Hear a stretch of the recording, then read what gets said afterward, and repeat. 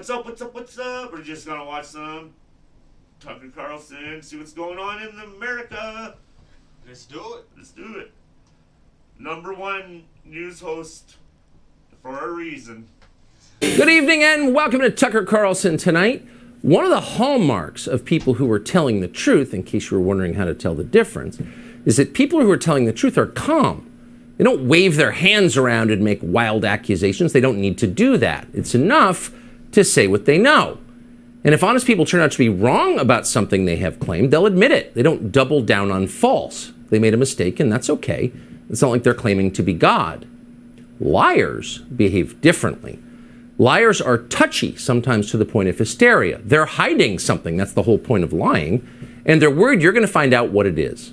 Liars are fragile because over time, lying makes you weak and afraid. It has the same effect on countries, by the way. We're living through one of those clarifying moments, which actually we're thankful for, where we're learning exactly who the liars are. On Monday, we showed you unreleased videotape from January 6th. That tape proved that three of the most important claims our leaders have made about that day were untrue. Their claims were lies. We were not shocked to discover that. We knew there was a reason that congressional leaders had been hiding the tape and that reporters in Washington weren't demanding to see it. They were lying to us, obviously. That's why you hide things. But what was actually surprising, what we can't quite get over even now, is how they responded when they were caught lying. They didn't seem embarrassed. They didn't apologize. They weren't even curious to learn more about what actually happened on January 6th. Let's see the tape. No, they didn't want to see it. They exploded in rage. And then, as liars tend to do, they doubled down. They told the same lies they've been caught telling, but with even greater aggression this time. Shut up, it's midnight, they said as the sun rose behind them. Who acts like that? Well, sociopaths do. And in this case, the sociopaths turned out to be both Democrats and Republicans. The commitment to lying in Washington is far deeper and more bipartisan even than we realize when we follow this stuff for a living. Now, you sometimes hear people say that the whole partisan system is an illusion and that underneath the manufactured debates, the leaders on both sides are in fact secretly united in a common love of money and power and the deception required to get them. And honestly, we could never really bring ourselves to believe that. It's just too dark. But now we do believe it because we have seen it. Consider the death of police officer Brian Sicknick. Now, we still don't know exactly how Officer Sicknick died. We're not certain that anyone does know. No one has explained it. But after reviewing the previously withheld video evidence, we can tell you with certainty that Officer Sicknick was not beaten to death by Trump voters at the Capitol. The tape shows very clearly Brian Sicknick walking through the building in apparent health after the media told us for 2 years that he had been murdered. So they were wrong about that. Okay, they got caught. Here's the interesting thing. They won't admit it. Liz Cheney's tweet is still on Twitter tonight. Officer Sicknick was killed defending our Capitol from the violent mob on January 6th. No correction. Anderson Cooper of CNN still has not apologized. Quote, Officer Brian Sicknick died after being hit in the head with a fire extinguisher during the fight, he told us. Those are lies. So why not just admit it and move on? But they won't. In fact, this week, the White House trotted out both the press secretary and Joe Biden's attorney general, the attorney general of the United States, to claim not just that Brian Sicknick was actually murdered by Republicans at the Capitol, but that other officers were murdered too. It's almost beyond belief. Watch this. The rage of bipartisan lawmakers, you heard them all yesterday. You guys reported on it, who have condemned this false depiction of the unprecedented violent attack on our Constitution and the rule of law. She's the press secretary. I guess we should comment a bit, or you don't want to get flagged or a strike. But so she's like the worst press secretary ever. But she's an immigrant and she's a lesbian, the first one. You know, the first immigrant lesbian press secretary, so that's why they have her up there. She's just a prop. And, you know, while they just do whatever the hell they want, they're like, well, here's a lesbian African press secretary. It's a freaking joke, bro. Like, you say anything to her, talk back to her, they call you a racist, right? Like, it's a joke. I hate her. I know her. She talked a lot about my country. She did, eh? Yeah, she did. About your own country? Yeah. I think she's from Haiti. Doesn't matter. She's American now. Yeah. she's the first, and then Karine Jean-Pierre. Karine Jean-Pierre. Oh, Karine, I love you. First lesbian black woman press secretary. Oh my God. Here, just do anything you want. Just have a black lesbian press secretary and take all my money. Take it all. Which cost police officers their lives. It was a violent attack on a fundamental tenet of American democracy, that power is peacefully transferred from one administration to another. Over 100 officers were assaulted on that day. 5 officers died. 5 officers.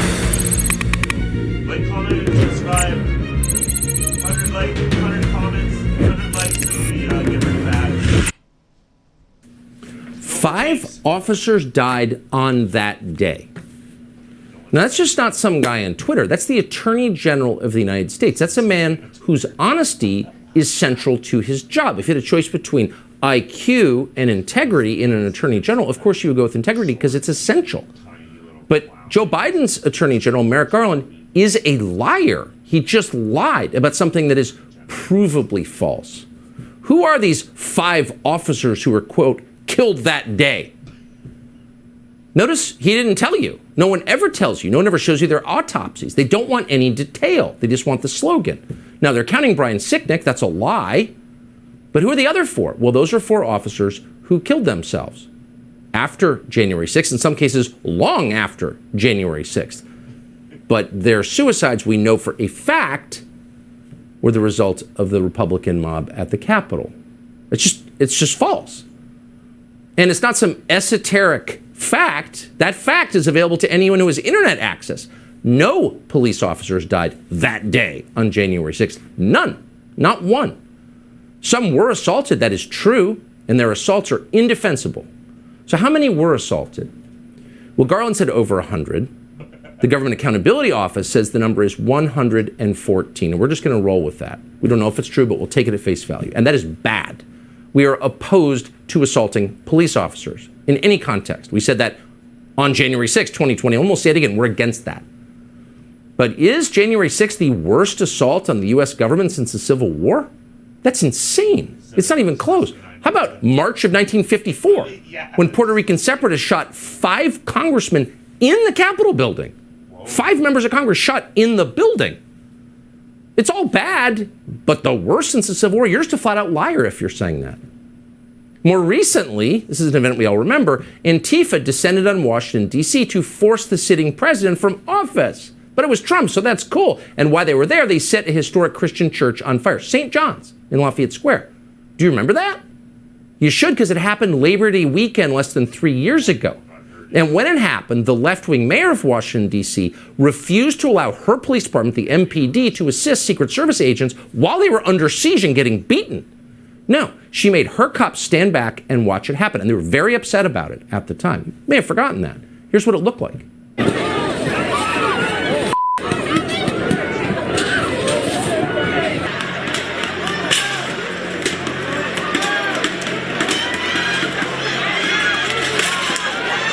I believe there are several fires raging now down this street, and this is what you hate to see. There are people throwing fireworks and who knows what else.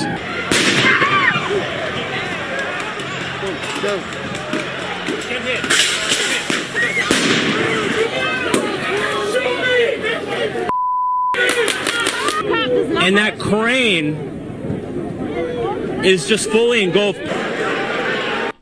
You can see too, like when the officers were told to stand down, like you could totally see the mob like no when they were told to stand down and immediately, you know, became more aggressive, and the cops couldn't do anything. And it's, you know, it's almost like, you know, if someone's beating someone up and like, you know, like just, oh, you know, you don't hit them when they're on the ground type of thing. I don't know, you know, but I'm sure you got your own point of view, but... I gotta finish the video yeah, first, okay, yeah. we'll finish the video first. Alright. You gonna clean it out soon.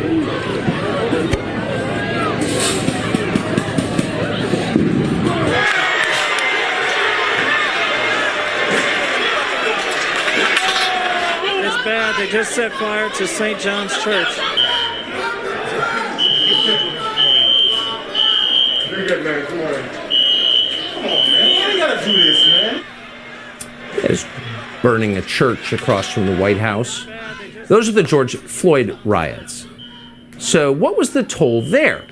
Now, we're not going to guess. We're going to go again right to the government. According to a recently released GAO report last month, during those attacks, the 2020 attack on the White House by left-wing mobs, who were quoting, Federal Protective Services, the Secret Service, and the Park Police reported that at least 180 officers were injured during the demonstrations, including concussions, lacerations, exposure to chemical gas, and severe burning.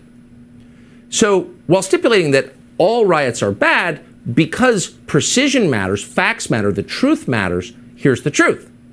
More cops were injured by Kamala Harris's favorite mob, BLM, at the White House than were injured by Trump voters at the Capitol on January 6th. A lot more. So again, to be clear, both events are bad, but here's the key.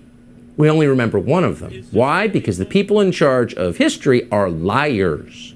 Liars. And lying is bad. And on a national scale, it's deadly. It's corrosive of everything that is good in the country, including trust and your grasp on reality itself. And that's why they try to make you lie. Men can become women.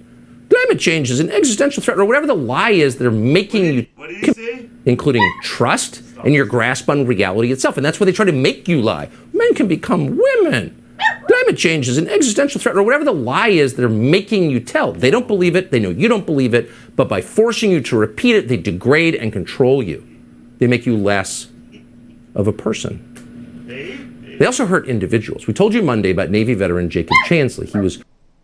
He said the people in control, and he knows the people in control like to degrade and insult you and just laugh at you. And Exactly. but Because that's how they get money. That's how they get money. yeah, Yeah, they put you in a situation that they want you to be at, so they can make money out of it. yeah, they like with this, they didn't arrest any of those BLM rioters, whatever. But they arrested everyone, like FBI's most wanted list, anyone that went into this Capitol. Yeah. And like that didn't do anything and for years, dude. And they're in Washington. Washington's like a liberal state, right? So they got arrested in Washington. So these liberal jailers and stuff, they put them on like solitary confinement. You know, the Trump supporters, they hate them. Not the jurors, the jury, you know, the judges that sentence them. They're all like these liberal lunatics that absolutely hate these people. And not only that, haven't seen any of the footage that like Tucker's about to showing that they didn't even do anything wrong. You know, I don't even think it's illegal to be in there. Like it's a government proper building. I don't know. Exactly. Yeah. And I don't know. We'll just see the rest of this video and then we'll react to it. Yeah. But he's got some balls for saying what he said. Yeah. No one else will say it. I'm surprised he's not in trouble for that, you know? Like, Yeah. But he's a junkie. tried by the media, convicted of being a domestic terrorist, and sentenced to 4 years in prison. What exactly was Jacob Chansley's crime? Well, no one was ever very precise about that. Here's what the media told you it was. In his horned helmet, fur pelts, and face paint, Jacob Chansley became known as the QAnon shaman. But prosecutors called him the most prominent symbol of a violent insurrection. He's been in jail since January, and he's trying to get out, but prosecutors say he is still too dangerous to release. Make no mistake, Chansley is a stone cold thug. He kept saying, I'm not violent, I'm peaceful, I'm a shaman. But then you put those images, what you were just talking about, you put those images together, and that isn't an image of peace. This is the new face of extremism. Remains behind bars. It's the new face of extremism. Jacob Chansley is the new face of extremism. He's a stone-cold thug. Prosecutors say he is too dangerous to release. And most people believe that because why wouldn't they? They were told it, and there was no evidence to the contrary. And now there is evidence to the contrary. We brought it to you Monday. The video that we reviewed at great length over 3 weeks showed with precision what Jacob Chansley actually did inside the Capitol. And here's what it looks like once again. Here's video of Chansley in the Senate chamber. Capitol Police officers take him to multiple entrances and even try to open locked doors for him. We counted at least 9 officers who were within touching distance of unarmed Jacob Chansley. Not one of them even tried to slow him down. Chansley understood that Capitol Police were his allies. Video shows him giving thanks for them in a prayer on the floor of the Senate.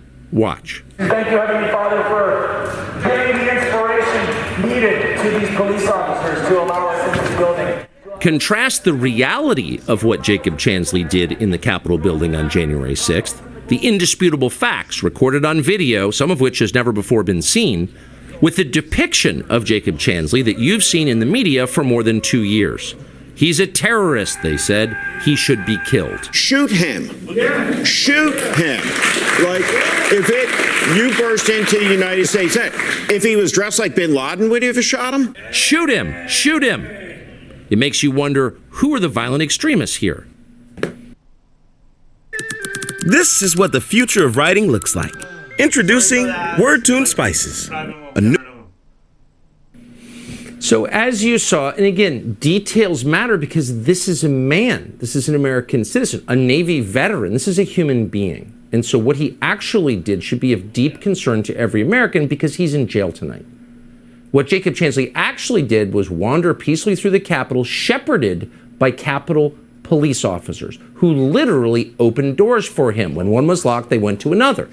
Dozens of officers stood and watched him. All of them had guns. Jacob Chansley did not. They never told Jacob Chansley to get out. The head of the Capitol Police today said he was trying to calm the situation. It was already calm. He was the only protester in the frame. They could have let him outside. They didn't. They helped him. We're not going to speculate as to why. We don't know why. All we know is what we see on the tape, and no one disputes it. We didn't cherry pick it. We didn't make it up. Once inside the Senate chamber, as we told you, Chansley said a prayer thanking God for the kindness of Capitol Hill police. And good for him, they were kind. This was not a domestic terrorist. And that matters. But what matters even more is that the videos that we showed you after 26 months were not shown to Jacob Chansley's attorneys. That's a violation of the Constitution. And he's in jail because of it. Because the liars on the January 6th committee and the prosecutors who did their bidding, and that means Benny Thompson, and that means Adam Schiff, it means Liz Cheney. These people have this man's life on their hands. They helped withhold these videos from Jacob Chansley's attorneys. And that means the judge who sentenced Jacob Chansley, Royce Lamberth, never saw them either. And therefore, Judge Lamberth was able to say that what Chansley did was, quote, horrific.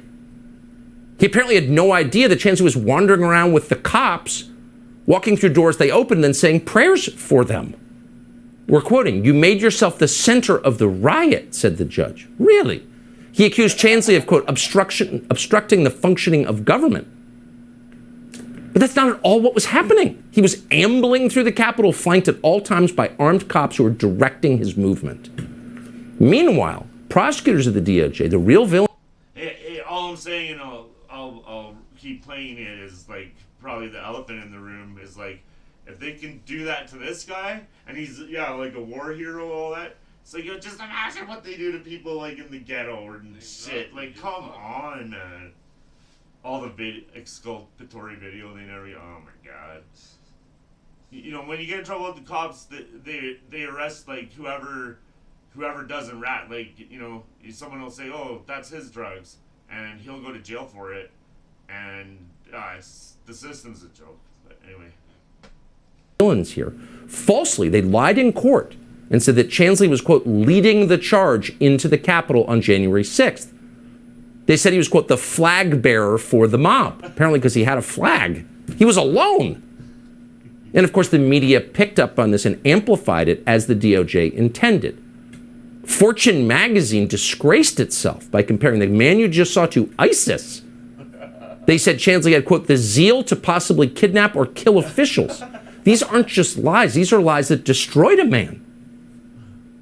So no matter who you voted for in the last election, you could probably agree that sending someone to prison for 4 years on the basis of fabricated evidence is the most serious threat to civil liberties we could possibly face. And yet here's the thing. Leaders in both parties, the party that Chansley voted against and the party he voted for, have said nothing, not one word about the implications of this videotape. The implications not just for Chansley, but for our Constitution and our country going forward. Instead, ooh, how dare you show this? What is clearly exculpatory evidence. And again, it's not just Chuck Schumer, it's Republican senators.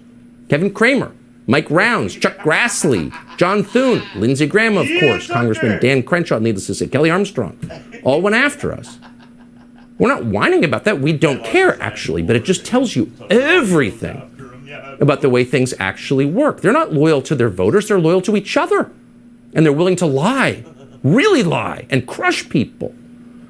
Mitch McConnell, Tom Tillis, and BLM superfan Mitt Romney, all weak men, and like all weak men, vicious men, were especially angry. Watch. It was a mistake, in my view, for Fox News to depict this in a way that's completely at variance with what our chief law enforcement official here at the Capitol thinks. I think it's bull.